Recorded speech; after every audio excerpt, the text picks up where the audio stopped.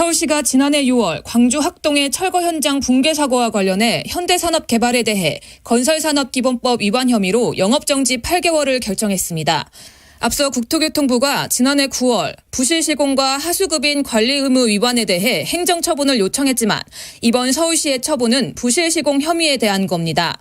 서울시는 하수급인 관리 의무 위반 혐의는 관할 자치구의 처분이 있어야 가능하다며 처분 통지를 받은 후 결정하겠다고 설명했습니다. 이번 처분 사유는 해체 계획서와 다르게 시공해 구조물 붕괴 원인을 제공한 점과 현장 관리 감독을 위반한 점 등이 고려됐습니다. 이번 처분에 따라 현대산업개발은 8개월 동안 입찰 참가 등의 영업활동이 금지됩니다. 다만 행정처분을 받기 전 계약을 체결했거나 관계 법령에 따라 인허가 등을 받아 착공한 건설공사는 계속 시공할 수 있습니다. 이와 별도로 서울시는 광주 화정동 아파트 붕괴 사고에 대해 6개월 이내 등록 말소 등을 포함한 강력한 처분을 검토할 예정이라고 밝혔습니다. KBS 뉴스 석혜원입니다. 한국인의 평균 키가 40년 전에 비해 남성은 6.4cm, 여성은 5.3cm 더 커진 것으로 나타났습니다. 또 하체가 긴 이른바 롱다리 체형이 많아졌으며 남성의 절반가량은 비만으로 조사됐습니다. 산업통상자원부 산하 국가기술표준원은 오늘 사이즈 코리아 성과 발표회를 열고 이런 내용을 담은 제8차 한국인 인체지수조사 결과를 발표했습니다. 조사 결과에 따르면 한국인의 평균 키는 남성 172.5cm, 여성 159.6cm입니다. 정부가 7월부터 국민연금 보험료 산정 기준인 기준소득월액 상한액을 553만 원, 하한액을 35만 원으로 상향 조정합니다. 이에 따라 국민연금 보험료도 많게는 한 달 26,100원이 오르게 됩니다. 이번 상한액 조정은 전체 가입자 평균 소득의 최근 3년간 평균 변동률을 반영한 것으로 가입자의 실제 소득이 반영되는 효과가 있습니다. 은행연합회는 은행을 사칭한 보이스피싱 사기 피해를 막기 위해 은행 전화번호 진위 확인 서비스를 시작했다고 밝혔습니다. 오늘 코스피는 어제보다 0.21% 오른 2746.74의 거래를 마쳤습니다. 코스닥 지수는 0.13% 오른 939.07로 마감했습니다. 외환시장에서 원달러 환율은 10원 20전 내린 1209원 60전에 거래를 마쳤습니다. 오늘의 주요 스포츠 소식 신수빈 기자가 전합니다. 대한민국 축구대표팀이 아랍에미리트와의 월드컵 최종 예선 마지막 경기에서 조 1위와 무패 기록 달성이 무산됐습니다. 파울루 벤투 감독이 이끄는 축구대표팀은 어젯밤 두바이에서 열린 아랍에미리트와의 카타르 월드컵 아시아 최종 예선 A조 10차전에서 1-0으로 졌습니다. 대표팀은 압도적인 볼 점유율을 자랑했으나 오히려 후반 9분 수비 뒷공간을 내주며 선제골을 허용했습니다. 최종 예선 무패 행진을 마감한 우리나라는 조 2위로 최종 예선을 마쳤습니다. 벤투 감독은 카타르로 이동해 다음 달 2일 열리는 본선 조 추첨식에 참석합니다. 미국 프로야구 샌디에이고 파드리스의 김하성이 2경기 연속 안타를 치며 4할 타율을 기록했습니다. 김하성은 오늘 미국 애리조나주에서 열린 샌프란시스코 자이언츠와의 시범 경기에서 5번 타자 유격수로 선발 출전해 2타수 1안타 1볼넷 1득점으로 맹활약했습니다. 피츠버그 파이리츠의 박효준은 보스턴 레드삭스와의 경기에서 3경기 만에 다시 홈런포를 가동하며 개막 로스터 진입 가능성을 높였습니다. 템파베이 레이스의 최지만은 미네소타 트윈스전에서 볼넷 3개로 1득점하면서 출루율을 끌어올렸습니다. KBS 뉴스 신수빈입니다. 날씨입니다. 오늘 밤에는 전국에 비가 내리겠습니다. 내일까지 예상 강수량은 강원 영동과 제주가 5에서 20mm, 그 밖의 다른 지역은 5mm 안팎입니다. 기온이 낮은 강원 산지에는 1에서 5cm의 눈이 쌓이겠습니다. 비는 내일 아침 대부분 그치겠지만 강원 영동과 경북 동해안에는 오후까지 이어지겠습니다. 내일은 전국이 대체로 흐리다가 중부지방은 저녁부터 점차 맑아지겠습니다. 내일 아침 기온은 서울 8도 등 전국이 4도에서 12도로 오늘보다 2에서 5도 정도 높겠습니다. KBS 1라디오 저녁 종합 뉴스 아나운서 유지원, 이광엽이었습니다.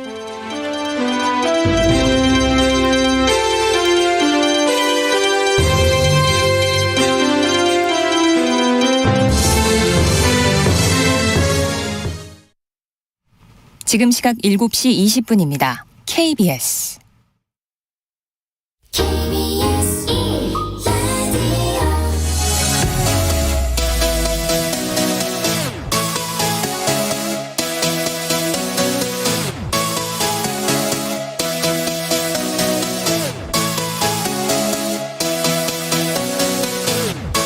KBS 열린 토론.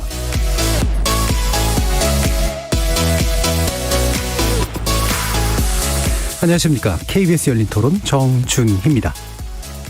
검찰 개혁이 됐나? 난 모르겠는데. 어쨌든 뭐 검찰총장도 바꾸고 막 법무장관이 구속이 되고 뭐 여러 가지는 했는데 실질적으로 해야 될 거는 뭐 전혀 손을 못 댄 것 같아요. 검찰 독립적인 어떤 그거에 의해서 움직여야 되는 건 저는 맞다고 생각하고요. 그게 너무 남용되지 않게 견제를 잘하면 되는 건데 법무부 장관의 통제를 받게 되면 검찰이 독립된 어떤 그런 수사를 하고 싶어도 할 수 없는 이런 상황이 되기 때문에 검찰 개혁이 아니라 지금 보면은 검찰들이 이제 한번 세상에 오는 것 같아가지고 좀 불안합니다. 검찰 공화국 이런 건 진짜 경계해야 되고 그 검찰을 제어할 수 있는 법원을 못하게 하면 안 되죠. 추미애 전 장관 때 악용된 사례가 있기 때문에 법적인 측면에서 봤을 때는 그걸 장기적으로 폐지하는 게 검찰권 강화랑 함께 경찰의 수사권도 조금 더 강화하는 게 맞다고 생각을 해요. 검찰 수사권이 너무 비대했을 때도 그게 되게 악용된 사례들이 많았었으니까 뭐 충돌은 자연스러운 거 아닐까 싶어요. 왜냐하면 민주주의 사회에서 충돌이 있을 것이고 그거 타협하고 합의해 가면서 가야지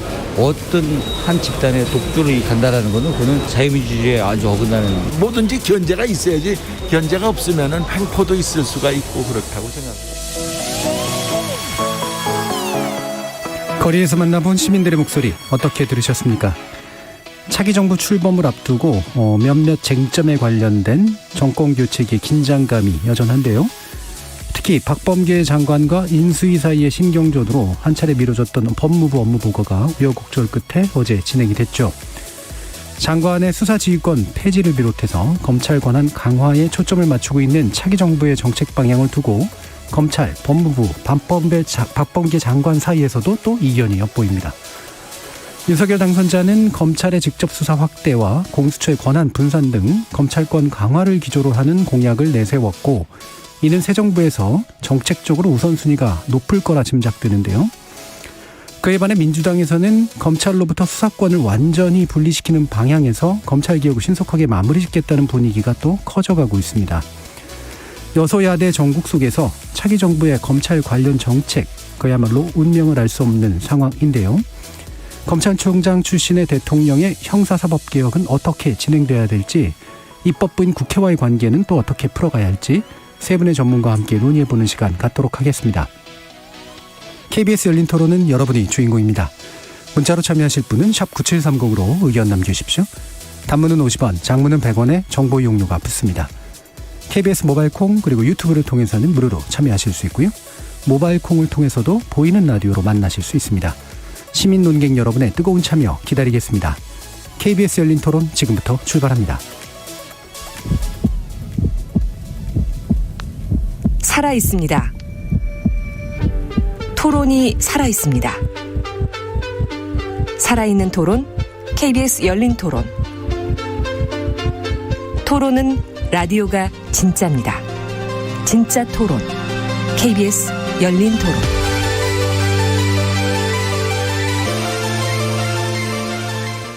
오늘 KBS 열린 토론 함께해 주실 세 분의 전문가 소개하겠습니다.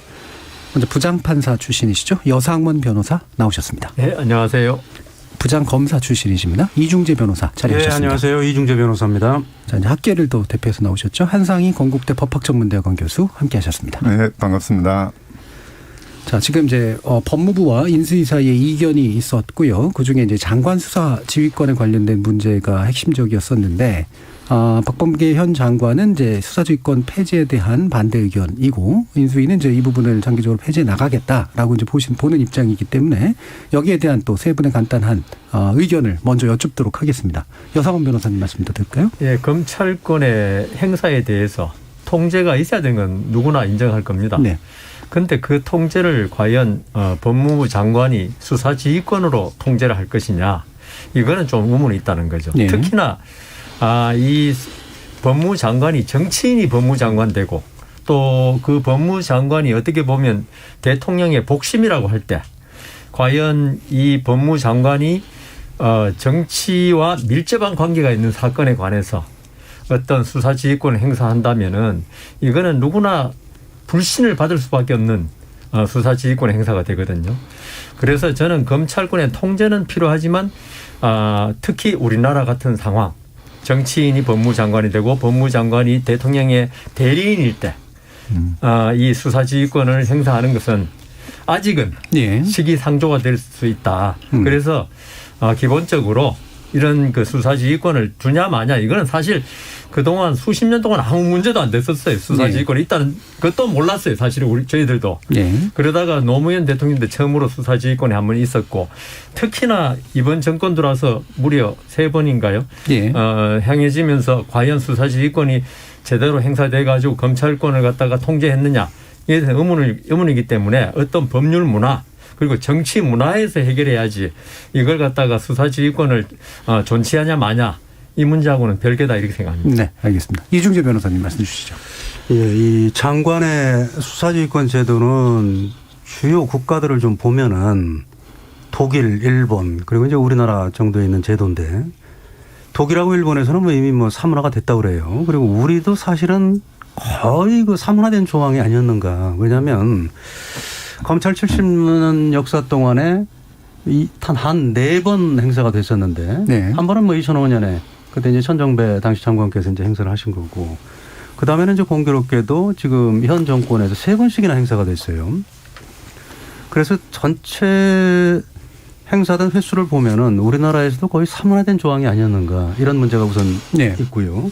그 다음에 두 번째로는 윤석열 당선인께서 이 수사지휘권 폐지를 왜 공약으로 내걸었을까? 그거는 누구보다도 본인이 검찰총장으로 있을 때 장관의 수사 지휘가 부적절하거나 뭐 하여튼 이런 걸 굉장히 많이 느낀 것 같아요. 그래서 물론 뭐 의견은 뭐 다를 수 있겠습니다만 제가 보더라도 대표적인 뭐 수사지휘권 추미애 전 장관이 행사한 게 뭡니까? 소위 말하는 검언 유착 사건.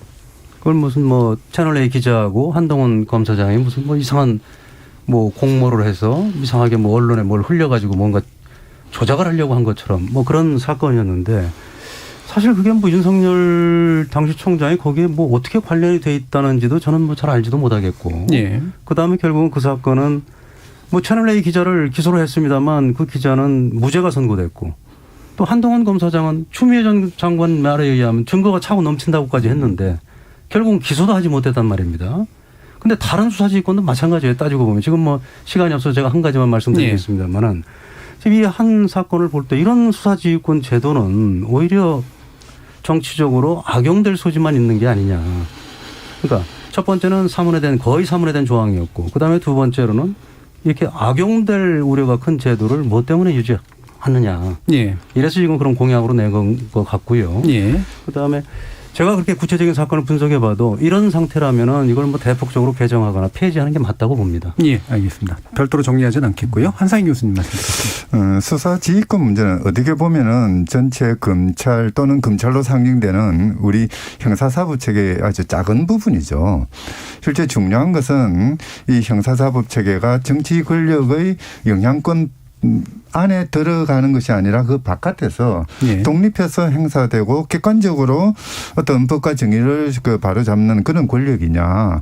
여기에 중점이 두어져야 될 겁니다. 사실 수사지휘권의 논란을 하려면은 기본 전제가 검찰이 아니라 검사의 개별적인 수사가 독립되어 있다라는 네. 걸 전제로 하고 특히 정치 권력으로부터 독립되어 있다는 게 전제가 되었을 때 정치 권력의 한 부분인 법무부 장관이 정치적인 판단에 의해서 그 수사에 영향을 미치는 이런 구조 이게 이제 구체적인 수사지휘권의 구조거든요.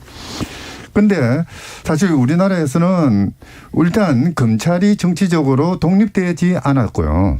또 하나 이 검찰과 법무부 장관이 대립적인 관계에 있었던 것도 그렇게 많지가 않았죠. 네, 네. 대부분의 경우 그러니까 법무부가 검찰의 식민지가 되어서 주로 이제 검찰 출신 법무부 장관이 자리를 하고 이제 그 과정에서 비공식적으로 그리고 은밀하게 사실상의 수사지휘가 이루어졌던 것도 사실이죠. 또는 경우에 따라서는 정치 권력이 법무부 장관을 통하든 검찰국을 통하든 또는 검찰총장을 직접 컨트롤하든 어쨌든 그런 과정을 통해서 이제 이 검찰에 영향을 미쳐왔기 때문에 이 수사지휘권이라는 게 별 의미가 없었죠. 사실 바로 그런 점에서 본다면은 수사지휘권이 행사됐던 것은 법무부 장관이 검찰 출신이 아닐 때였거든요. 예. 이제 이 과정에서도 역시 마찬가지인데요. 그러니까 수사지휘권을 어떻게 할 것이냐의 문제보다는 오히려 검찰의 그 개별 사건에 대한 수사의 독립성을 어떻게 보장할 것이냐. 네. 이 논의가 먼저 나와야 됩니다. 정치 권력으로부터 그러니까 수사의 독립성, 객관성을 보장하기 위한 장치들을 마련하고 그게 마련되었다는 전제하에서 경우에 따라서는 정치적인 통제를 위해서 이 수사지휘권을 둘 것이냐 안 둘 것이냐 이런 식으로 논의를 해야 되겠죠. 그래서 저는 이 수사지휘권 지금 현재 어떻게 보면은 정치의 가장 그 첨예한 대립이 처럼 되어 있는 이 부분이 조금 논의가 잘못됐다고 봅니다. 예. 검찰 권력을 어떻게 바꿀 것이고 어떻게 독립시키고 그것을 통해서 형사사법 권력을 통한 우리 사회의 법과 정의를 어떻게 확립할 것이냐. 그리고 이 권력에 대한 민주적인 그런 통제와 감시 체제는 어떻게 마련할 것이냐. 이 논의가 먼저 돼야 된다고 생각하죠. 예, 예. 그러니까 전체적인 그림이 더 커야 된다라는 부분에 대해서 뭐 다들 동의하실 것 같은데 이제 문제는 이제 지금 다 지적해 주셨듯이 검찰에 대한 게 수사지휘권이라는 게 문구로서 현존하고 그게 이제 사문화된 게 아니라 실제로 쓰이게 되는 일들이 이제 벌어지게 되니까 그럼 이 쓰임이라고 하는 것들이 벌어지는 것을 어떻게 문항을 없앰으로써 일단 문제를 해결할 것이냐 아니면 일단 존치시키고 다른 부분을 고침으로써 문제를 해결할 거냐 이 부분으로 이제 좀 축약이 돼야 될 것 같다는 생각이 듭니다. 그 내용을 이제 뒤에서 좀 더 다뤄보도록 할 텐데 아까 이중재 변호사님께서 수사지휘권 발동이 된 상황들이 다 부적절했다라는 그런 언급을 해 주셨잖아요. 이 부분 여상원 변호사님은 어떻게 보시나요? 뭐 지금 우리가 기억나는 것만 해도 그 4건에 예. 전부 다 정치적인 사건이었습니다. 이 검찰이 개입, 검찰의 정치화가 초래될 수 있는 사건들이었죠. 예. 그런데 제가 수사지휘권이라는 건 있죠. 어떻게 보면 정치인 법무장관을 시키거나 정치인이 아니더라도 그 법무장관을 대통령이 임명하지 않습니까? 이럴 경우에 대통령으로 쓰는 이 수사지휘권 발동에 대한 유혹이 아주 클 겁니다. 예. 특히나 자기 진영의 이익, 대통령이 뭐 보수든 진보든 자기 진영의 이익을 위해서 법무장관을 통해서 수사지휘권을 행사함으로써 어떤 방패막이 해주는 예. 그런 그 역할이 클 건데요. 그렇다면 이거는 우리 황 교수님 말씀대로 이건 검찰의 독립성하고 정면으로 충돌되거든요. 이 사실 검찰을 준사법기관이라 하는 게 조금 독립성을 갖게 하기 위해서 우리 준사법기관, 원래 사법기관은 법원이지만 예. 사법기관에 준할 정도의 독립성을 가져야 되는데 이게 수사지휘권 하나로 말미암아 가지고 이 독립기관한테 지위가 상당히 훼손되는 경향이 있거든요. 특히나 이 검찰이 수사할 수 있는 대상은 우리나라에서 지금 뭐 법이 이제 공수처법도 생겼지만은 우리 대통령을 제외한 모든 국민의 법률 생활이었습니다. 그렇다면은 정치권, 심지어 법무장관도 이론적으로만 따지면 어떤 수사의 대상이 될 수 있는 겁니다. 그런데 수사의 대상이 되는 사람이 오히려 이 수사를 하는 쪽을 갖다가 지휘한다는 거, 이거는 맞지 않다. 예, 지금 여상원 변호사님께서 이제 다시 한번 그 문구, 그러니까 이 조항의 이제 법적 논리를 이제 주로 얘기를 해주셨고요. 이제 제가 좀 더 듣고 싶은 건 이 사례들이 이제 부적절했다라고 이제 평가한 데서 정치적인 사건이라고 그러니까 보기 때문에 이제 그러신 건데 아까 이제 한 교수님께서 이 얘기를 하셨잖아요. 실질적으로 이제 과거에 수사지휘권이 발동이 안 됐던 이유는 검찰 출신의 법무부 장관이 와서 실질적으로 검찰을 지휘하고 있는 거나 마찬가지였기 때문에 사실상 발동된 이유가 없었다. 그리고 시절에 민정수석이 또한 그런 경우들이 많았었고요. 그런 지적에 대해서는 어떻게 좀 받아들일 수 있을까요? 그러니까 그 부분에 대해서 저도 안 그래도 이때까지 검찰 출신이 법무장관이 됐을 때 진짜 이 수사지휘권 발동이 한 번도 없었어요. 천정배 장관도 그랬고 박범계 장관도 그렇고 그다음 추미애 장관도 두 분은 판사 출신. 그렇죠. 그래서 이 수사지휘권 발동을 했는데 어떻게 보면은 뭐 이 검찰 출신 법무부 장관이 되면 같은 뭐 속된 말로 한 통속이니까 한 몸이라서 그냥 이렇게 뭐 서로 척하면 척 알아채고 안 하는 거 아니냐 하는데 제 생각에는 그거는 그렇게 생각할 수 있는 면은 있지만 좀 전에 제가 말씀드린데 그걸 떠나서 수사지휘권이라는 거 아까 우리 이중재 변호사님도 말씀하셨지만 그거는 거의 사문화되고 이런 수사지휘권이 법 조문에 있다 하더라도 거기에 대해서 최대한 이 권력, 자기 권한을 스스로 제어할 줄 알아야 되는데 이 조문이 있음으로 인해 가지고 어떤 정부나 법무장관이 어떤 기회만 닥치면 이걸 행사하려는 유혹에 빠지기 때문에 저는 이 조문 자체도 삭제 폐지해야 되고 오히려 이거는 제3의 기관 예. 말하자면 법원 같은 독립적인 기관의 검찰의 통제를 맡겨야지 정치권이 법무장관을 임명하는 정치권이 대통령이 이런 검찰의 권한 남용을 통제한다는 것은 어떻게 보면은 뭐 고양이한테 생선가게 맡기는 꼴이 아니냐 이런 생각이 듭니다. 예, 다시 한번 이제 논리를 강조를 해주셨고요. 그 부분을 인정 안 하는 건 아니나 예, 그거는 이제 정확하게 판단하기 좀 어려운 측면이 있다라고 보시는 것 같고요. 같은 부분에 대해서 이준규 변호사님 어떤 의견 주실까요? 예. 우선 이제 법원 통제를 받아야 된다. 그 말은 일부분은 맞을 수 있어요. 그런데 이미 법원 통제는 받고 있죠. 검사가 무슨 압수수색 영장, 압수수색을 하기 주로 위해서는 영장 관련해서죠. 사람을 뭐 구속하기 위해서는 당연히 저 법원에 영장 발부가 있어야 되니까. 그래서 그렇게 뭐 법원의 어떤 사법적인 통제를 받지 않고 뭐 검사 마음대로 하는 거 아니냐 이런 거는 저는 동의하기 어렵다고 보고요. 그다음에 왜 유독 검찰 출신이 장관이었을 때는 수사지휘권을 행사 안 했는데 정치인이나 뭐 이런 다른 분들이 왔을 때 유독 했겠느냐. 이 부분도 검사들끼리는 뭐 척하면 척 알아서 기는 거 아니냐. 뭐 그렇게 그러니까 실제로 사례가 없지는 않았잖아요. 민정수석을 통한 통제라든가 그 이런 것들. 측면보다는 이게 더 큰 것 같아요. 검사들은 어느 한 조직에 오래 몸 담다 보면은 물론 뭐 의견 차이가 있을 수는 있지만 그 의견 차이의 폭이 그렇게 크지는 않았을 거예요. 그렇기 때문에 의견이 거의 뭐 일치가 됐기 때문에 의견의 동일성은 있을 수 있다. 수사지휘권까지 행사할 정도까지는 이르지 않은 게 아니냐 저는 그렇게 생각을 하고요. 그다음에 제가 부적절하다고 했다는 거는 2005년도에 수사지휘권 행사는 글쎄요 꼭 뭐 그걸 했어야 됐느냐.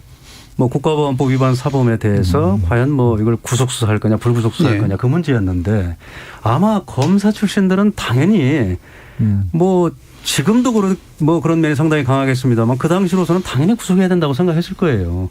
그런데 이제 검사 출신이 아닌 분이 이제 장관을 하다 보니까 그렇게 된 건데 결국은 구속 불구속의 문제를 굳이 수사지휘권을 통해서 행사했어야 되느냐 하는 그 부분은 좀 저는 아쉬움은 남아요. 그건 법원의 판단을 받으면 되는 건데 뭐 그런 점에서는 약간 부적절한 점은 있었어도 지금 현 정권에서 행사하는 것처럼 부적절한 건 아니었다. 저는 그렇게 생각합니다. 지금 현 정권에서는 아까가 채널A 기자 사건 그게 있었고요. 그다음에 이제 라임 펀드와 관련해서 무슨 뭐 검사들이 무슨 뭐 부당한 뭐 술 접대도 받았다. 또 뭐 검찰 출신 변호사들이 부적절한 행동을 했다. 뭐 이런 내용이었는데 그것도 보면은 당시에 수사를 진행하던 남부지검 검사장이 아니 윤석열 총장이 철저히 수사라고 했다는데 도대체 윤석열 총장을 왜 수사에서 손떼라는 식으로 수사지휘권을 행사했을까 굉장히 의문이 남거든요. 제가 볼 때는. 그리고 결국은 그 사건의 한 가닥이었던 윤모 고검장이 뭐 우리은행에 뭐 채권 그 뭐 라인펀드 판매와 관련해서 뭐 로비를 했다는 명목으로 결국은 구속이 됐는데 그거 결국 무죄 났지 않습니까? 그러니까 장관이 정말 수사지휘권을 행사할 때는 정말 신중해야 되는데 하는 사건마다 전부 무죄예요. 그리고 마지막 사건이 이제 한명숙 전 총리에 대한 위해 모해 위증 뭐 이 사건인데 그것도 저는 윤석열 총장이 도대체 뭘 잘못했는지는 모르겠어요. 결국은 그것도 공수처에서 혐의 없음 처분했거든요. 그러면 현 정권에서 행사된 3건의 수사지휘권 행사가 도대체 뭐 때문에 했는지를 알 수가 없는 거죠. 네, 거기까지 듣고요. 한 교수님. 사실 뭐 2005년 그 천정배 장관이 행사했던 수사지휘권 같은 경우는 그 당시 이제 국가보안법 이제 위반 사건이었는데요. 이제 국가보안법 자체의 그 개폐에 관한 정치적인 논의가 한참 진행되었을 때고 또 이제 뭐 어떻게 보면은 그러니까 이제 일종의 그 사상을 이유로 처벌하는 그런 식이 되다 보니까 이제 그 뭐 구속 수사는 적당하지 않다는 일종의 정치적 판단이 있었던 거죠. 그래서 그 정치적인 판단에 기해서 이제 수사지휘권 행사했다는 점에서는 저는 뭐 그 자체는 크게 뭐 의미 있다라고 생각을 합니다. 뭐 그렇게 할 수는 있겠고요. 다만 이제 이 수사지휘권이 가지는 순기능은 뭐냐면은요. 그러니까 어쨌든 검찰의 또는 검사의 수사에 대해서 유무형적으로 미치는 여러 가지 압력들을 또는 영향들을 그러니까 불법화시키는 표징이 되는 거죠. 그러니까 정치권에서 어떤 정책적인 또는 정치적인 목적을 위해서 수사에 영향을 미치려면은 정치인인 법무부 장관이 수사지휘권을 통해서 하라. 그 외에는 어떻게 보면은 직권 남용일 수도 있고 어떻게 보면 수사에 뭔가 부당하게 개입하는 것일 수도 있다. 예. 이제 그런 틀을 마련하는 것이긴 한데요. 사실 그동안의 우리 역사가 보여주듯이 그리고 다른 나라가 그 예에서 보듯이 사실 뭐 이런 수사 지휘권이라는 것이 크게 의미 없는 것은 사실입니다. 네. 그걸 하나를 가지고 마치 검찰이 뭐 검찰공화국으로 가기 위한 업무라든지 또는 그걸 하나를 가지고 검찰을 다 통제할 수 있는 것처럼 그렇게 이야기하는 건 잘못되는 거죠. 오히려 양쪽 다 극단적인 의견이다. 네, 오히려 사실 작년에 우리 대법원이 그러니까 공소권 남용을 공식적으로 거의 처음 선고한 사건이 있었죠. 유호성 씨 사건. 예. 이런 경우에 공소권 남용이라는 거는 검찰권 남용의 상징적인 사건이거든요. 그럼에도 불구하고 정치 영역에서든 또는 법무부 장관이든 또는 검찰 내부에서든 그 공소권 남용한 검사들을 징벌하지 않았습니다. 예. 오히려 이런 식으로 검찰권이 남용되는 경우에 그때그때 뭔가 통제를 하고 견제를 하는 이런 식으로 해서 검찰권은 통제해 나가는 것 이게 더 바람직하지 않는가 싶은 생각이 듭니다. 예. 그게 아까 이제 말씀하신 그 핵심적인 논의였던 것 같은데요. 검찰에 대한 수사 지휘권을 가지고 엄청나게 독립성이 훼손되지도 않고 그다음에 그거를 가지고 없으면 또 검찰이 지나치게 막 비대화되는 것도 아니다. 본질은 거기에 있지 않다. 이제 이런 말씀이신데요. 뒤에서 좀 더 그런 얘기를 해보도록 하고요. 지금 이제 또 한 가지가 이제 직접 수사 범위 확대에 관련된 공약 아닙니까? 이 부분은 범위가 축소되었던 것들을 이제 다시 이제 되돌리는 그런 과정, 일종의 원복 과정이라고 이제 볼 수가 있는데 이 부분에 대해서는 여상원 변호사님은 어떤 의견을 좀 가지고 계신가요? 그러니까 계속 이제 이번 정권 바뀌면서 예. 지금 여권이죠. 좀 있으면 야권이 되겠지만은 검찰공화국, 그다음 검찰권의 강화라 그러는데. 제 생각에는 어떤 기관이 수사권을 가지고 있고 어떤 부분의 수사권을 가지고 있느냐 이게 검찰권의 강화하고는 저는 무관하다고 생각합니다. 이거는 수사권을 누구한테 맡기느냐 이거야말로 이제 헌법적인 문제고 이거는 이제 국민들의 어떤 여론의 합의 사항이지 제대로 검찰권 행사가 통제만 되고 이렇게 어떤 통제가 잘 된다면은 이게 검찰권 강화란 게 강화 또는 지금 검찰 강화의 말 속에는 마치 검찰 공화국, 검찰 독재 같은 느낌이 많이 들게 만들어 놨거든요. 그러니까 기본적으로 원복시키는 거에 대해서 어떻게 생각하십니까? 그러니까 그 원복시킨 것에 대해서 저는 이 원복이 이때까지는 검찰이 지금 모든 권력을 휘두른다는 게 바로 수사권, 기소권, 그다음 모든 범죄에 대한 수사권을 다 가지고 있고 경찰을 수사 지휘했지 않습니까? 그것 때문에 그런 소리를 들었는데 저는 검찰이 원복한다기보다도 이런 그 여러 가지 수사에 관해서는 병렬적으로 평행하게 여러 기관을 둘 필요가 있다. 원복이라기보다는 서로 간에 견제와 균형이 이루어져야지 지금까지처럼 검찰의 기소와 수사권 모든 게 다 갖춰져 있으면은 이거는 어느 기관이든지 권력을 가진 기관은 통제가 없으면 남용할 수밖에 없거든요. 그래서 저는 이번에 다른데 지금 수사권 조정도 됐고 공수처도 있는데 이걸 그대로 다 폐지하고 없애는 것보다는 검찰과 병렬적으로 그리고 서로 견제와 균형을 할 수 있도록 하면 좋겠습니다. 그러니까 지금 이제 경찰에게 상당 부분 간 것 수사권도 유지하고 그렇죠. 검찰도 다시 동일한 분야에 대해 수사할 수 있도록 만드는 방식이 그리고 낫다. 공수처가 하는 부분에 관해서도 지금 공수처가 거의 지금 고위공직자 수사기관 주재적 지위에 있지 않습니까? 이 부분에 관해서도 지금 보면 공수처가 이렇게 딱 수사 전 단계에서 이게 이첩을 요구하면 그대로 이첩하게 돼 있지 않습니까? 공수처로. 그다음 또 공수처가 보다가 이거 그냥 너희들이 하면 좋겠다면 또 내리보낼 수도 있고 이런 시스템은 좀 부적절하다는 거죠. 지금 사실 뭐 공약도 이제 엄밀히 말하면은 이제 강화라든가 원복이라기보다는 말 그대로 병렬에 좀 가까운 측면들이 있는데 근데 공수처하고가 연관해서 또 말씀도 주셨으니까 근데 공수처를 좀 약화시킨 듯한 그런 뉘앙스가 있는 건 사실이나 어쨌든 공수처하고도 또 검찰이 공존하는 시스템 자체를 부인하는 건 아닌 것 같아요. 그리고 문제를 있으면 지켜보다가 이제 폐지를 하든 뭐 하겠다라고 얘기를 하고 있는 것 같은데 이 기조에 대해서 다시 또 이중재 변호사님. 지금 논의가 지금 좀 다른 데로 센 것 같아요. 아니, 그러니까 수사권 문제만 관련해서. 수사권 문제인데 지금 제가 이제 언론 보도를 통해서 본 윤석열 지금 당선인의 공약은 원복시키는 게 아니에요. 수사권을. 뭐냐면 그 중에서 지금 뭐 어떻게 돼 왜냐하면 수사권 조정에 의해서 경찰이 수사 개시권 종결권을 다 가져요. 그렇게 하고 이제 사건을 수사해서 기소 의견인 경우에는 이제 검찰로 송치를 하는데 송치된 다음에도 검사가 봐서 이거 저 기소를 하려면 조금 더 수사가 더 필요하겠다. 아니면은 뭔지 잘 모르겠다. 기소를 해야 될지 이거 불기소를 해야 될지 그런 경우에 조금 더 추가 수사가 필요할 경우에 보완 수사 요구를 하게 돼 있어요. 지금 개정된 형사소송법에 의하면. 그런데 그거를 지금 윤석열 당선인은 아니 이렇게 검찰과 경찰에 별것도 아닌 걸 갖고 핑퐁을 하면은 피해는 고스란히 국민들한테 돌아가는 거 아니냐.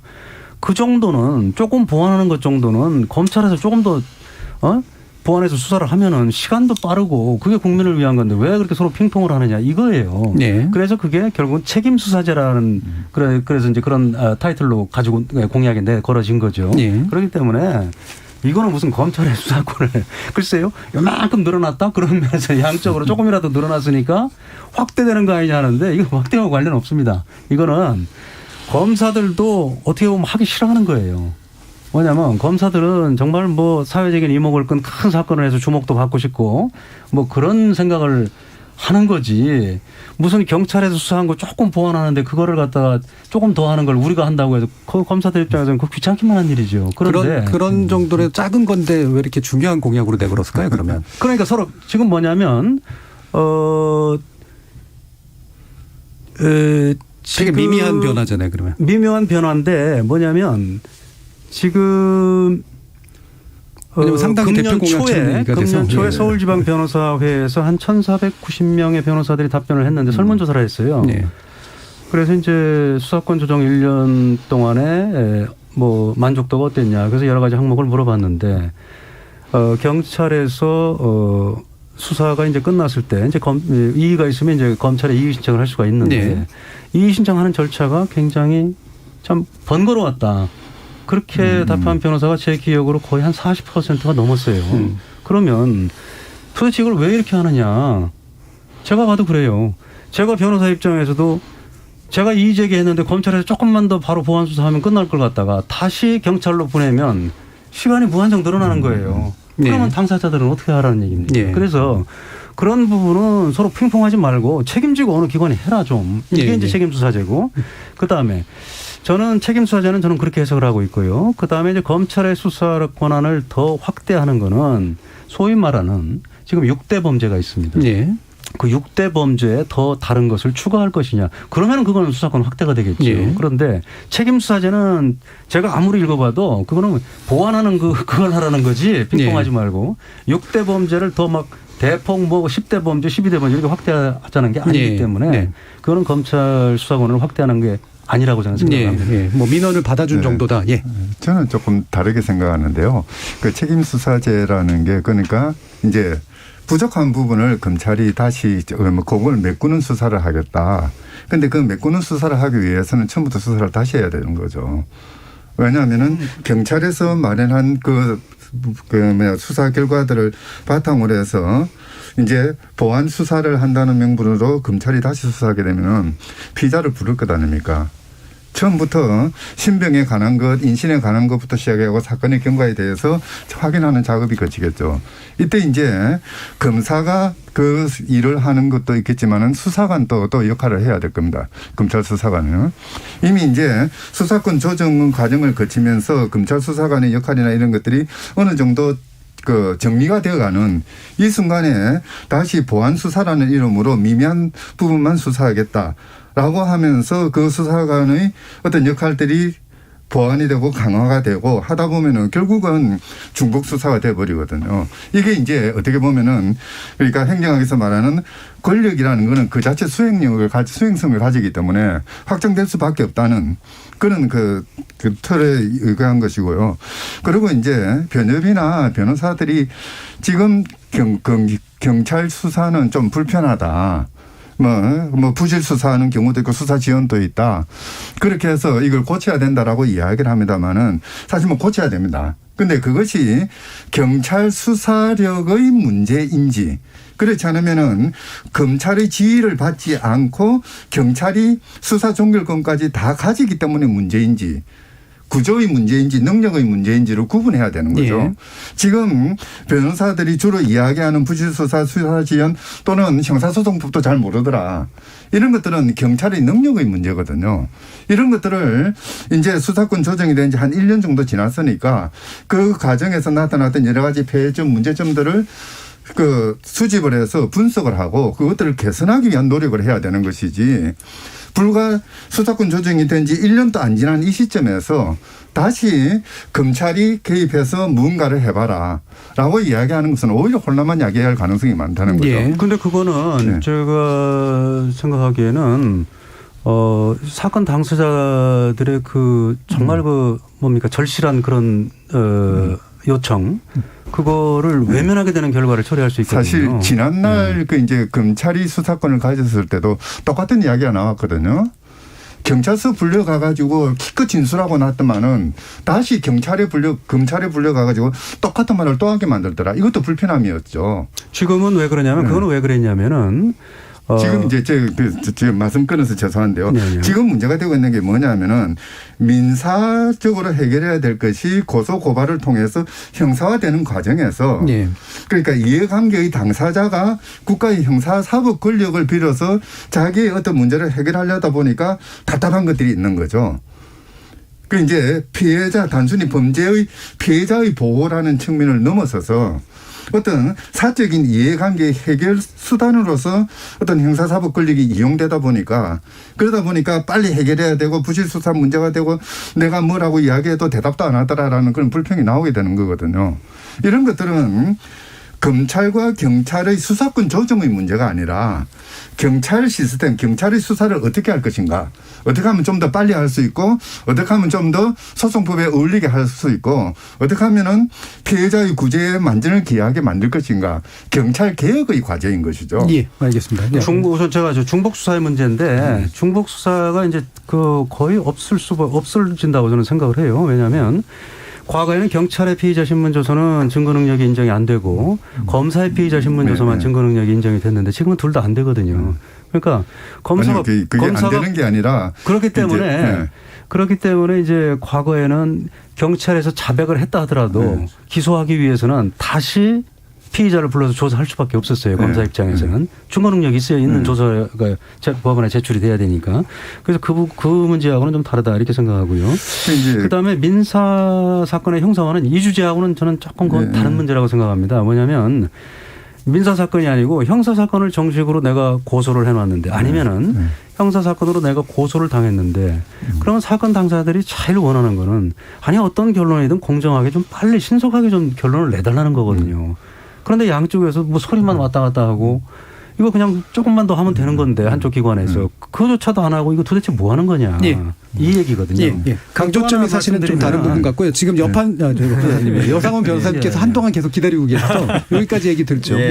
지금 현행법 제도하에서 형사소송법도 개정되지 않습니까? 검사와 경찰의 어떤 협력관계 수사에 예전에 일방적 지휘관계를 바꾸는 법으로 개정되어 있고 하는데 여기서 아까 우리 이 변호사님 말씀하신 대로 중복 수사를 막기 위해서 검찰을 수사한다. 지금 현행법 체제에서는 어려운 것 같아요.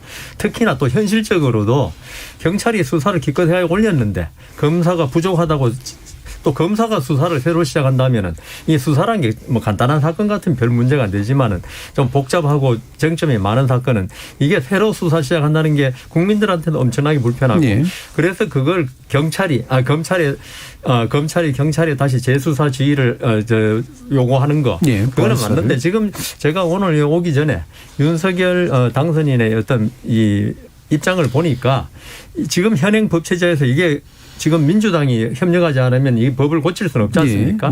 이런 상황에서 이 경찰과 검찰이 협력해라. 조정해가지고 이걸 어떻게 할 것인가를 하라는 거지. 이걸 지금 검찰이 당장 내가 수사를 새로 하겠다. 이런 건 아닌 것 같아서요. 저는 윤석열 지금 당선인의 입장이 상당히 형사소송법에 협력하도록 만들어 놓은 데도 맞고 그리고 앞으로 큰 입법 과제다. 저는 그렇게 생각합니다. 원래 일부에서는 한 4가지 쟁점 정도 다루려는데 2가지 쟁점에서 멈춰 있긴 합니다.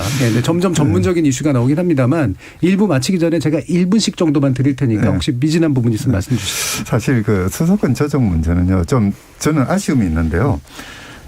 수사권을 검찰이 가지느냐 경찰이 가지느냐의 문제가 아니라 그러니까 나쁜 놈을 어떻게 빨리 잡아가지고 그 응징을 하고 사회 재판과 정의를 바로 세우느냐의 문제거든요. 예. 그러다 보면은 지금 우리 여상원 선생님 말씀하시듯이 검찰과 경찰의 수사에 있어서 협력 체계를 만들어야 됐었는데 네. 사실 그동안 수사권 조정 과정에서는 대립관계를 만들어 버렸습니다. 공수처와 그 공처 부분도 마찬가지고요. 사실 뭐 새 정부는 좀 그런 부분에서 뭐 수사권 조정의 결과에 대해서 분석도 하고 평가도 해야 되겠지만은 그와 더불어서 수사에 있어서 검찰과 경찰의 협력 관계를 어떻게 구축할 것인가 이런 부분에 좀 더 각별한 신경을 써야 될 것 같습니다. 예, 알겠습니다. 이준효 변호사님 혹시 1분 정도 얘기하실 수 있을까요? 네, 그래서 지금 가장 중요한 게 그렇죠. 지금 말씀하신 대로 교수님 말씀하신 대로 협력 관계에 의해서 국민한테 가장 최상의 질 좋은 서비스를 제공해야 돼요. 네. 그런데 지금 협력 관계가 기본적으로 이루어질 수가 없습니다. 그게 뭐냐면 수사지휘를 폐지해서 그래요. 수사지휘라는 건 제가 여러 번도 말씀드렸습니다만은 그거는 검사가 경찰을 일방적으로 지시하고 경찰은 그거에 따르고 그런 의미의 수사지휘를 제가 얘기하는 게 아니에요. 네. 중간중간에 법률 전문가인 검사가 사건에 관여를 해서 수사 초기부터 관여를 해서 여기는 이런 증거를 수집해야 된다. 아니면 뭐 법리상 이러니까 이건 이런 방면으로 조사가 이루어져야 된다. 이렇게 돼야 협력 관계가 이루어지거든요. 그런데 우리는 지금 수사권 조정 이후로 단절이 돼 버렸어요.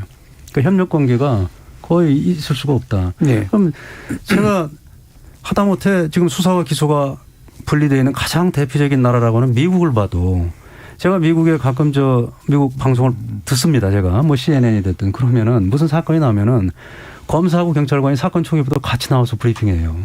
그게 협력 관계거든요. 네. 근데 우리는 그걸 완전 차단을 해놨다. 그리고 그 차단된 가장 큰 이유는 수사지휘라는 개념 자체를 아예 없애버렸기 때문이다. 저는 그렇게 생각하는 거고요. 예.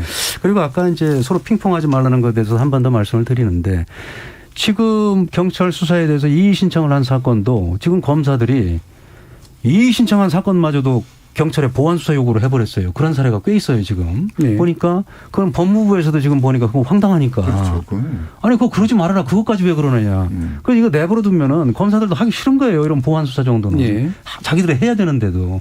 그래서 그거를 좀 하자. 물론 수사를 하다 보면은 작은 사건인 것 같았는데 검사가 이어받아서 하다 보니까 큰 사건이 될 수도 있어요. 근데 그거는 오히려 국민을 위해서 바람직한 일이죠. 그거는. 예. 사장될 사건을 더 오히려 발견한 거니까. 예, 예. 그래서 그것 때문에 그게 무서워서 지금 뭐 완전히 단절시킨 상태로 지금 계속 가자. 그럼 국민만 피해를 보는 거거든요. 알겠습니다. 자, CNN에서 그 검찰하고 경찰이 같이 나오는 장면은 저는 통 본 적이 없는데 역시 전문가가 보시니까 그 부분이 보이시군요. 저는 여러 번 봤어요. 예, 알겠습니다.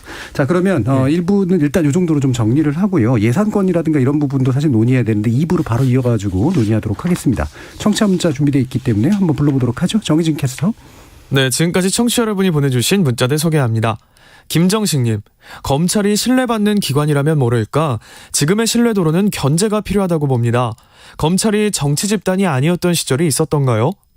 울산 별내님, 장관의 수사 지휘권을 폐지한다면 무소불위의 검찰을 무슨 방법으로 견제할 수 있을까요? 0388님, 기존 수사 지휘권을 굳이 지켜야 하는 이유는 뭔가요? 그렇잖아도 대통령에게 집중된 권한만 더 커지는 거 아닌가요? 8073님, 지금 판사들이 국민이 납득할 만한 판결을 내린다고 생각하는 사람이 몇이나 될까요? 저는 지금 판사들은 검사들의 하수인으로 보입니다. 검사가 내미는 증거와 판단을 훨씬 중시하는 것 같고 판결도 그에 따라가는 것 같습니다. 검찰 개혁을 하려면 사법권의 개혁도 필요합니다. 7910님, 검찰이 정의 법무부의 규제나 통제를 받기 싫다면 검찰총장도 직선제를 도입해서 선출해야 합니다. 장난영님, 법조인들이 해석하는 세상과 일반인들이 검찰에 대해 느끼는 민감도가 얼마나 다른지 오늘 패널들의 이야기를 들어보니 피부로 와닿네요. 그동안 검찰의 권력은 엄청난 부분이 있었습니다. 6638님, 검찰이 그동안 행해왔던 적폐를 기억해야 합니다. 기소의 적법성이 문제가 아니라 아예 기소 자체를 안 하고 끼리끼리 봐주는 것이 검찰이 가졌던 권력의 패단입니다 해주셨고요.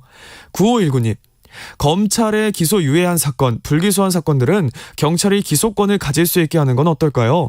검찰이 경찰의 위에 있는 것 같은 위치가 아니라 검찰과 경찰이 서로를 견제하는 장치를 만드는 것도 좋을 것 같습니다 라고 보내주셨네요. 네, KBS 열린 토론. 이 시간은 영상으로도 생중계하고 있습니다. 유튜브에 들어가셔서 KBS 일라디오 또는 KBS 열린 토론을 검색하시면 지금 바로 토론하는 모습 보실 수 있습니다. 방송을 듣고 계신 여러분이 시민 논객입니다. 계속해서 청취자 여러분들의 날카로운 시선과 의견 보내주세요. 지금까지 문자캐스터 정의진이었습니다. 토론이 세상을 바꿀 수는 없습니다. 하지만 토론 없이 바꿀 수 있는 세상은 어디에도 없습니다.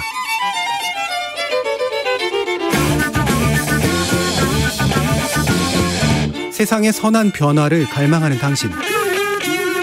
정답이 아니라 질문의 힘을 믿는 당신. 우리 KBS 열린 토론에서 만납시다.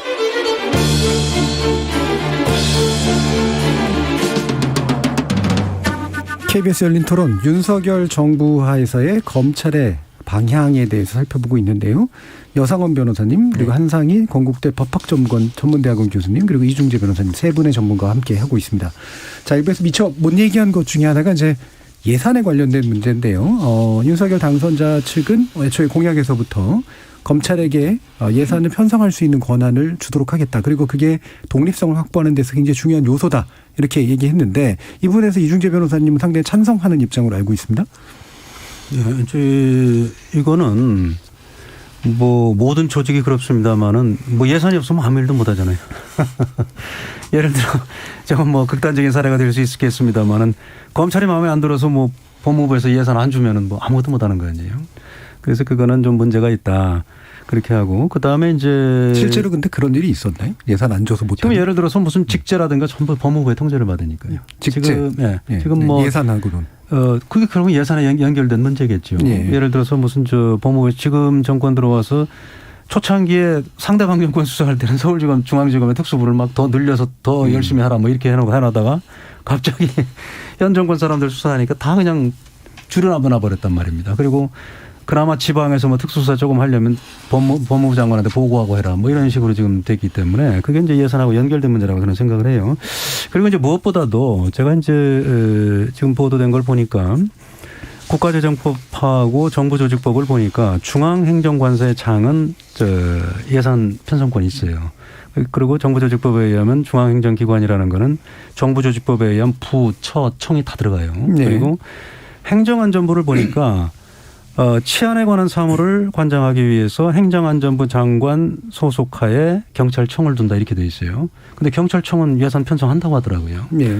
근데 법무부도 똑같아요.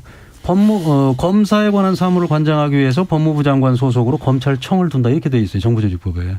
그럼 똑같은 건데 경찰청은 하는데 검찰청은 안 한다는 게 좀 모순으로 보이고 그다음에 예산 편성도 검찰이 무슨 만약에 예산 편성권이 주어진다고 할 경우에 검찰이 예산만 편성하면 돈 주는 거 아니잖아요. 기재부도 통과해야 되고, 네. 그죠? 그다음에 국무회의에서 이제 대통령 승인도 받아야 되고, 그다음에 이제 국회에서 결국은 뭐 예산을 편성해서 줘야 되는 건데, 그리고 그러려면은 또 국회 나가서 검찰총장이 출석해서 설명하고 해야 돼요. 어떻게 보면은 검찰로서는 정말 독립성만 아니라면은 정말 지금처럼 장관한테 그냥 타서 쓰는 게 더 편할 수도 있겠죠. 예. 그런 의미에서 오히려 국민의 대표자인 국회의 통제를 오히려 더 받겠다는 건데 이것도 왜 이렇게 논란이 되는지 모르겠어요. 이거는 뭐 그냥 정책의 문제이고 특별히 무슨 뭐 여야 가리지 않고 이건 뭐 새로 당선된 당선인이 그쪽 그렇게 공약까지 내걸고 했으면은 이거는 그냥 뭐 하면 될 것 같은데 논란이 되는 이유 저는 솔직히 잘 모르겠습니다. 예, 한상희 교수님. 네, 사실 법무부 장관이 검찰청을 통제할 수 있는 권력은 4가지가 있습니다. 그러니까 구체적 수사 지휘권이라는 게 있고요. 그다음에 예산권이 있고 인사권이 있고 방금 말씀하신 조직권이죠. 의미를 본다면은 이제 요 4가지가 있는데 이 4가지 권력은 상당히 강력한 권력입니다. 그 하나하나가 그런데 뭐 거기에서 예산권 정도 하나 떼준다고 해서 법무부 장관이 검찰청으로부터 완전히 단절된다고 보기는 어렵습니다. 예. 얼마든지 통제가 가능하다고 보여지고요. 그래서 뭐 예산권 같은 것들은 뭐 경우에 따라서는 검찰청에 부여하는 것이 정부 뭐 우리 국가재정법 틀이나 또는 정부조직법 틀에도 뭐 부합한다고 할 수 있는데요. 다만 한 가지 걱정스러운 것은 보통 이제 예산 편성권을 가지는 기관은 국회에 가가지고 대관 업무를 합니다. 소위 말하는 그렇게 예산을 설명하고 이제 일종의 로비를 하는 거죠. 그런데 거기에 검사가 가서는 안 된다는 거죠. 그러니까 검찰청에는 검사도 있고 이제 수사관도 있고 그래서 일반 공무원도 있지 않습니까? 검찰 행정. 네. 예. 바로 이제 이런 일반직이 가서 이제 설명을 하고 하는 틀이 돼야지 수사권을 가지는 또는 기소권을 가지는 검사가 이제 예산서를 들고 국회의원을 만나서 이야기를 하다 보면은 사실 지난 정권에 있었던 사법농단 사태에서 우리는 봤지 않습니까? 그 법원행정처의 요직을 차지하고 있는 판사들이 대관 업무를 한다는 명분으로 국회에 가가지고 국회의원과 일종의 재판 거래를 한 적도 있었거든요. 그런 현상이 나타나지 않도록만 주의를 한다면은 저는 뭐 예산권 정도는 뭐 그 조직 원리상 뭐 부여한다고 해서 특별히 문제될 건 아니라고 생각합니다. 그럼 민주당에서 지금 얘기하는 비슷한 취지인데 특활비분에 대한 그 투명성 확보 조건에 대해서는 어떻게 생각하시나요? 당연히 특활비는 그거는 공개가 돼야 되겠죠. 물론 그 이제 수사의 밀행성을 바탕을 두어서 이제 수사에 관련된 것은 공개하면은 뭔가 이게 보안사항이 나간다라고 이야기를 하지만은 지금 현재 문제가 되고 있는 특활비는 거의 대부분 완료된 수사에 관련된 뭐 수사 전체적인 수사는 끝이 나지 않았더라도 어느 정도 완료된 것이라고 볼 수는 있거든요. 그렇게 본다면 공개하지 못할 이유가 없는 것이죠. 다만 저는 도무지 이해가 되지 않는 것이 검찰청에서 특활비를 공개하지 못하겠다고 하는 것은 자기 조직 논리로 뭐 그럴 수도 있다. 뭐 잘못된 것이긴 하지만 그렇게는 하는데요. 왜 그것을 그러니까 그 1심 법원에서 공개하라라고 판결을 내린 걸 법무부 장관이 나서서 항소하라고 이야기를 했는지 모르겠습니다. 이거는 그러니까 적어도 검찰 권력을 통제하는 기능이 법무부 장관에게 주어졌다고 한다면은 당연히 특활비 공개 문제에 대해서는 그 법무부 장관이 앞장서서 이걸 공개하라. 1심 판결도 난 것 같으면은 바로 공개하라고 지휘를 해야 되는 것이지 항소하라고 지휘한 것은 그거는 이해가 안 되는 처사인 것 같아요. 여상원 변호사. 예, 저는 그 지금 법무부가 예산권, 인사권 아까 뭐 우리 한 교수님 네 가지 권한을 가지고 검찰을 통제한다고 그랬는데 저는 아까도 처음 모두에 말씀드린 바와 같이 법무부가 검찰을 통제한다는 게 무슨 취지인지를 잘 모르겠어요. 통제할 수 있다는 거죠. 통제를 하면 안 된다는 거죠. 제 생각에는. 통제할 수 있는 힘이 그렇게 네 가지가 있다. 있는데 그걸 가지고 그게 바로 권력의 유혹인데요. 그걸 대통령하고 이 집권당은 항상 그걸 이용하는 건데 검찰은 어떤 법무부는 사실 행정적인 조직입니다. 어떤 수사에 관한 조직이 아닙니다. 물론 그 검사들이 법무부에도 파견 나가 있고 다 왔다 갔다 하니까 그렇게 느껴질지 몰라도 엄밀히 말하면 법무부는 검찰이 수사를 잘하게 서포트해 주고 그다음 법무부 예산 아까 예산 이야기 잠깐 한 법무부 예산 중 가장 큰 부분이 교정 예산입니다. 이 검찰의 어떤 그 수사에 관한 이런 거는 월급하고 이건 뭐 특별히 뭐 늘리고 줄이고도 할 것도 없어요. 월급 나가는 건데. 그런데 이걸 갖다가 법무부가 이거 예산 편성권을 쥐고 검찰을 통제한다? 이건 전 잘 납득이 안 가고요. 그다음 이 특수활동비 이 부분에 관해서 공개해야 한다.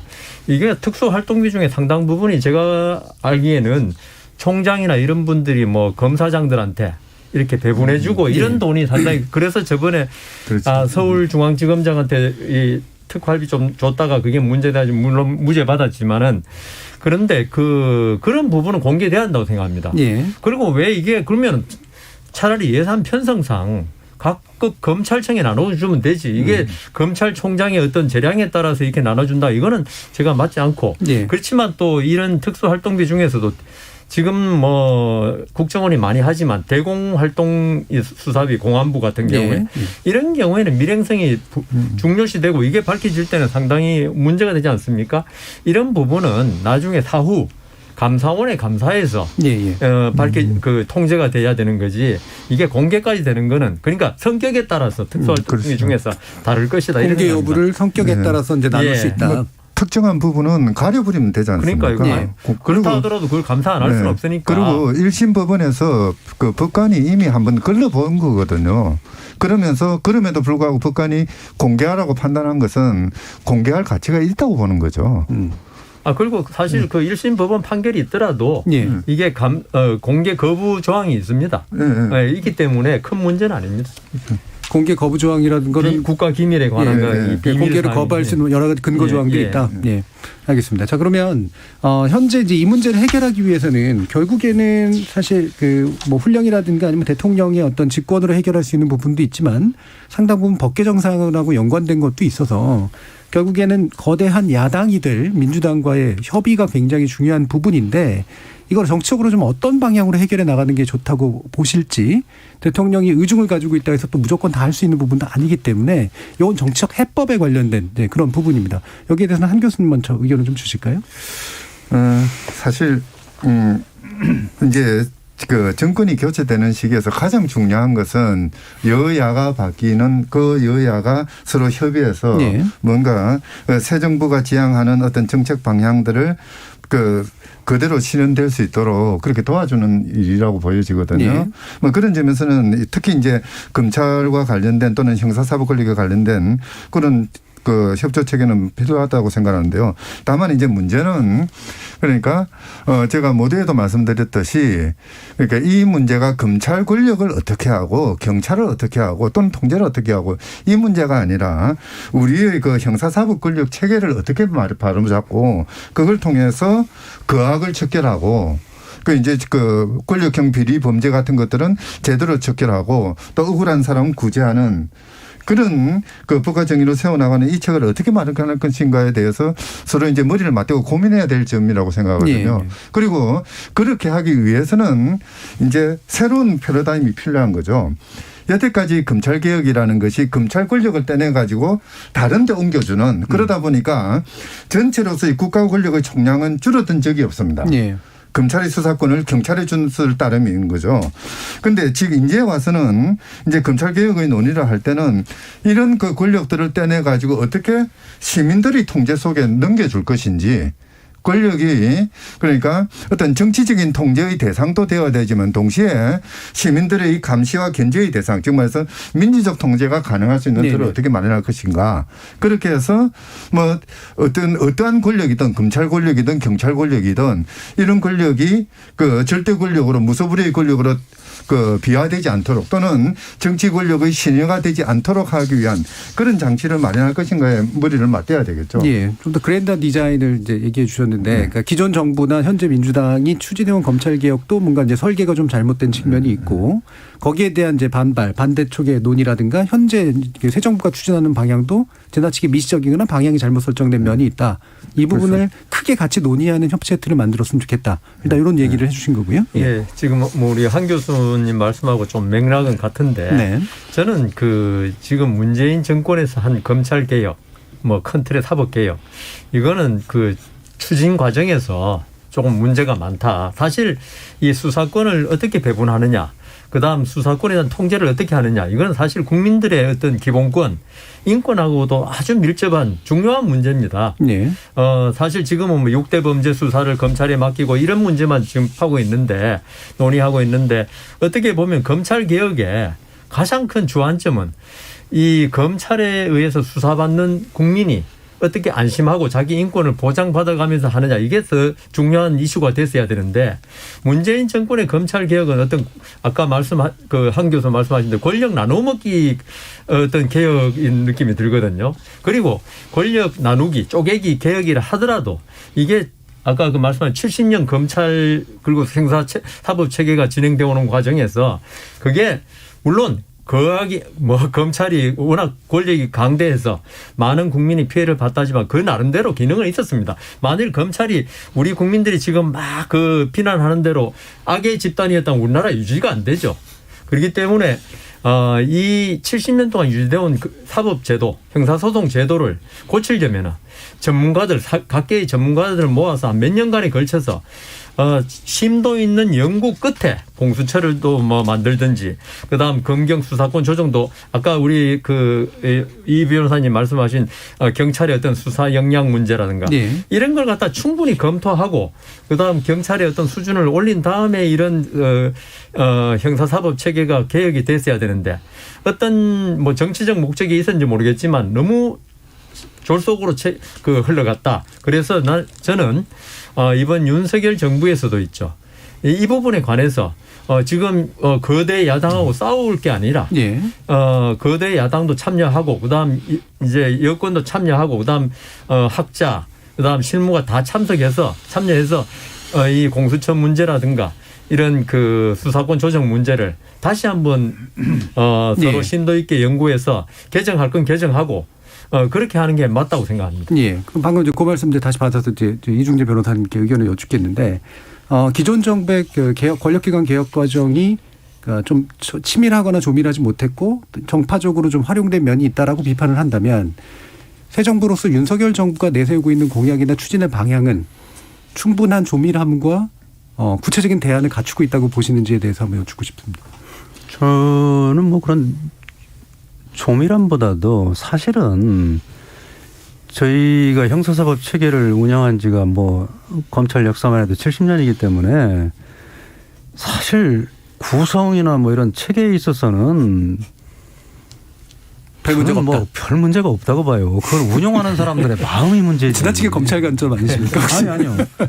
우리 헌법도 얼마나 좋은 조항들이 많아요. 그거 뭐 여러 번 개정해봐야 그게 그건데, 사실은 물론 뭐 약간 뭐 좋아지는 건 있겠지만. 지금 개헌 논의는 왜 나올까요?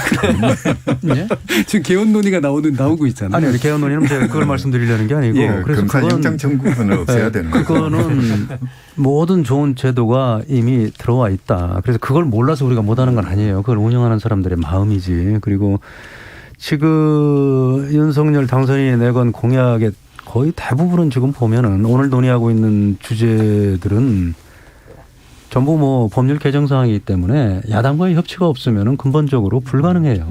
그래서 아마 당선인께서도 그 점을 잘 알고 있을 거고, 뭐 이 문제가 아니더라도 협치를 최대한 하겠다 그렇게 말씀을 하셨잖아요, 이미. 그래서 그런 정신으로 계속 전국을 좀 운영해 나갔으면 좋겠다 하는 마음이고, 또 야당도 아까 뭐 교수님 말씀하셨습니다마는 지금 표 차이가 얼마가 됐든 어쨌든 국민들한테 공약으로 내걸고 그다음에 이제 당선이 되신 분이기 때문에 하여튼 최대한 그 정책을 펼칠 수 있도록 야당도 협조하는 게 맞다, 저는 그렇게 생각을 합니다. 우리가 검찰 개혁을 이야기할 때요, 좀 주의해야 될 점이 있는데, 검찰의 권력 남용이 문제라고 한다면은 그거는 검찰 조직의 속성에서 나오는 것인지, 그렇지 않으면 수사권 그 자체에서 나오는 것인지, 만약에 후자라고 한다면은 이 수사권이 어디로 가더라도 수사권이 존재하는 한 이 문제는 발생하게 됩니다. 수사권이 권력이 되니까. 바로 그 때문에 이제 뭐 제가 알기로 뭐 형사사법 을 연구하는 학계나 뭐 이런 쪽에서 수사 절차법을 만들어야 된다.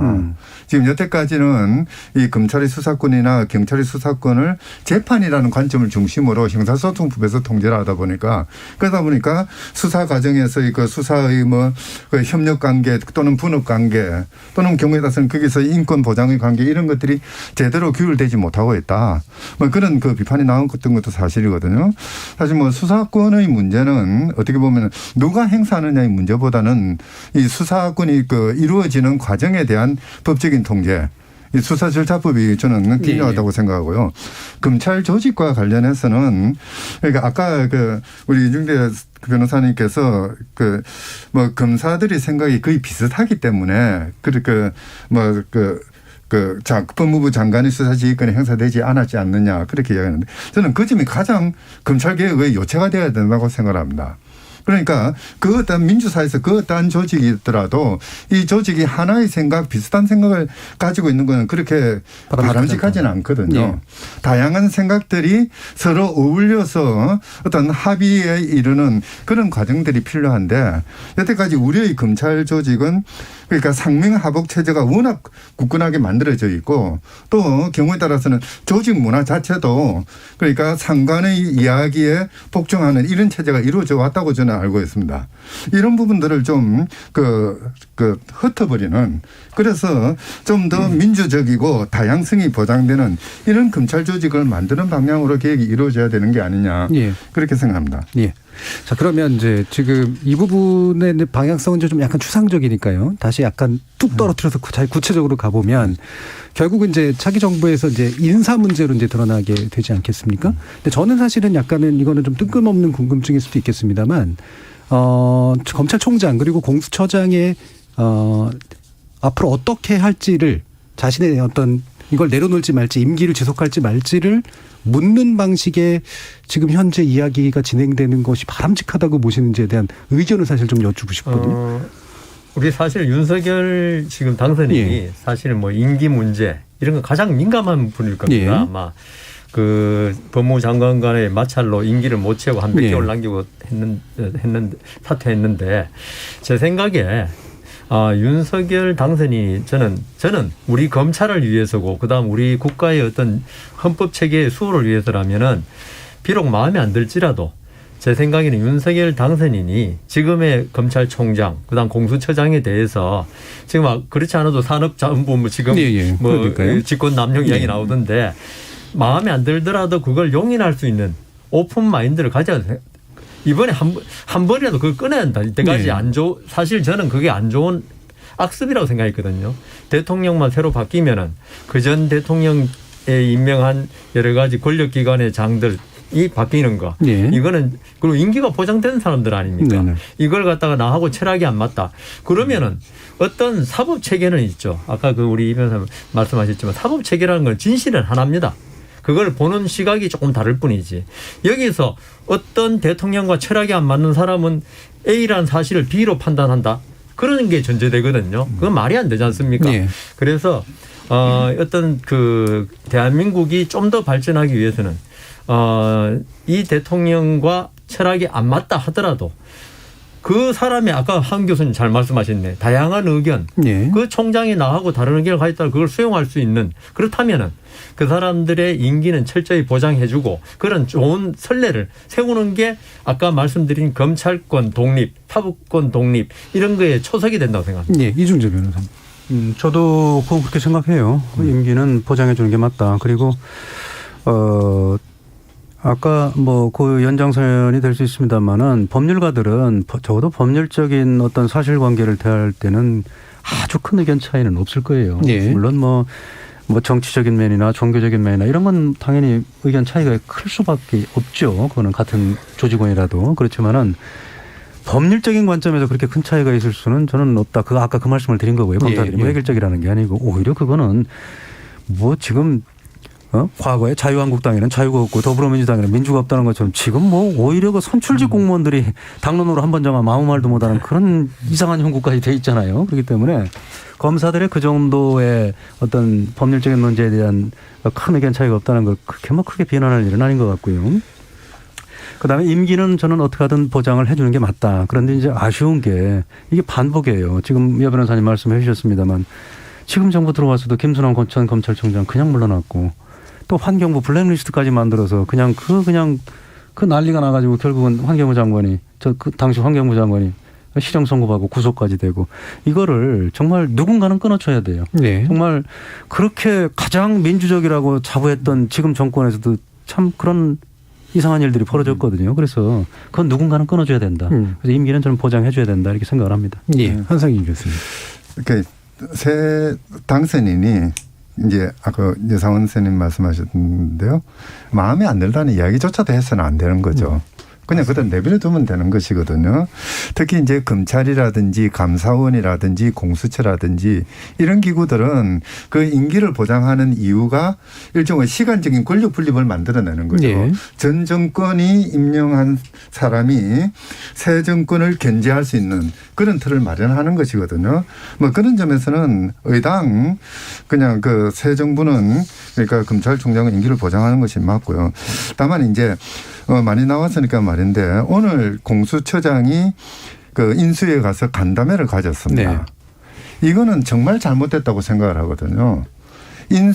공수처는 대통령 또는 대통령 비서실에서도 그 어떤 의견이나 또는 발언을 하지 못하도록 법으로 규정하고 있는데 이 인수위가 그러니까 그 공수처가 인수위에 가서 보고를 하는 뭐 간담회 형식이긴 하지만은 네. 이런 것들은 정말 그 자체가 스스로 중립성을 저버리는 것이죠. 뭐 앞으로도 그러니까 정권이 바뀌더라도 보장할 것은 보장하고 또 새 정부의 어떤 정책 방향에 따라서 바꿀 것은 바꾸는 그런 관행들이 계속 성립됐으면 좋겠습니다. 네, 알겠습니다. 자, 이제 마무리 발언 1분 정도씩 해주실 시간인데요.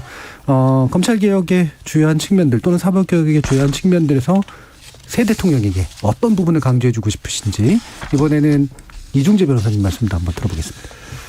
예, 검찰 개혁이라면 뭐 우리 교과서적으로는 아주 쉽죠. 뭐 범죄 또 거기에 관련된 사람들의 행위를 정말 어떻게 객관적이고 공정하게 조사하고 수사해서 재판을 받게 하느냐, 또 그에 응당한 처벌을 받게 하느냐. 그리고 그 과정에서 인권 침해가 있어서는 안 되겠죠. 아무리 뭐 올바른 일을 한다 하더라도. 그게 이제 핵심인데 우리 지난 검찰 70년 역사상 검찰이 가장 비난받던 게 검찰은 무슨 하이에나냐. 왜 죽은 권력만 가지고 맨날 물고 뜯고 그러느냐. 네. 이거였거든요. 그래서 그거를 누구보다도 그런 점을 인식하고 전 정권 사람들이든 현 정권 사람들이든 가장 엄정하게 객관적으로 수사한 분이 저는 뭐 지금 윤석열 당선인이라고 생각을 합니다. 그래서 그 점을 그 용기 또 소신 그걸 인정받아서 대통령까지 당선됐다고 저는 생각을 하기 때문에 네. 지금은 이제 입장이 바뀌었죠. 본인이 이제 살아있는 권력이 되는 그런 바뀐 처지이기 때문에 그 경우에도 지금 검찰총장 때 그 용기와 소신을 잊지 마시고 정말 현재 뭐 이후에 네. 검찰이 살아있는 권력을 수사하더라도 정말 미워하지 말고 정말 받아들이는 그런 마음을 가지신다면은 예. 저는 뭐 성공한 대통령으로 남을 거다 이렇게 생각합니다. 여상원 변호사님. 예, 저는 이 윤석열 검찰 개혁을 한다면은 지금까지 우리 검찰이 지금 비난도 많이 했지만 왕조 검찰이었어요. 어떻게 왕의 대리인으로서 백성들을 신하들을 갖다가 처벌하는 그런 검찰이 됐기 때문에 이때까지 아까 우리 중간에 어떤 시민의 목소리 들었지만은 검찰에 대해서 아주 불만 섞인 목소리였다고 아까 보니까요. 지금도 많은 시민들, 국민들이 검찰에 불려가면 제대로 아주 나쁜 사람 취급받고 어떤 무죄 추정이라는 거는 완전히 네. 이거는 어떤 헌법 책에 있는 구절이지 일반 시민에게 적용이 안 된다고요.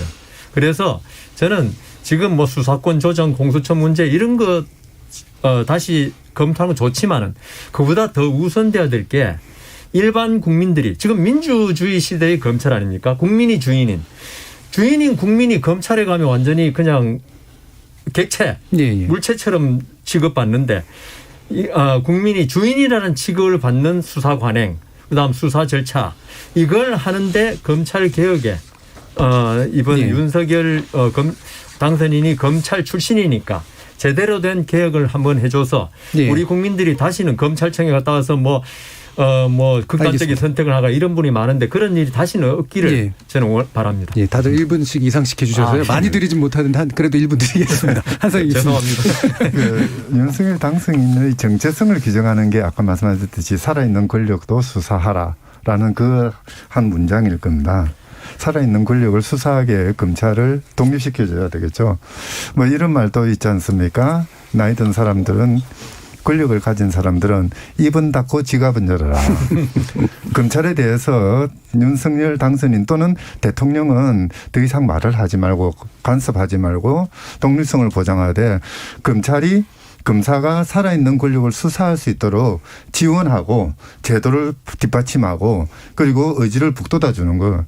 이게 윤석열이라는 한 사람의 정체성의 밑바닥에 들어가 있는 검사로서의 자부심. 그 자부심을 모든 검사에게 심어주는 척경이라고 생각을 합니다. 예, 알겠습니다. 자, 오늘 검찰에 관련된 KBS 열린 토론의 논의는 이것으로 모두 마무리할까 하는데요. 오늘 함께해 주신 한상희 건국대 법학전문대학원 교수님 그리고 여상원 변호사님, 이중재 변호사님 세 분 모두 수고하셨습니다. 감사합니다. 네, 감사합니다. 감사합니다. 네, 감사합니다. 참여해 주신 시민 농객 여러분들께도 감사하다는 말씀 전합니다. 지금까지 KBS 열린 토론 정준이었습니다.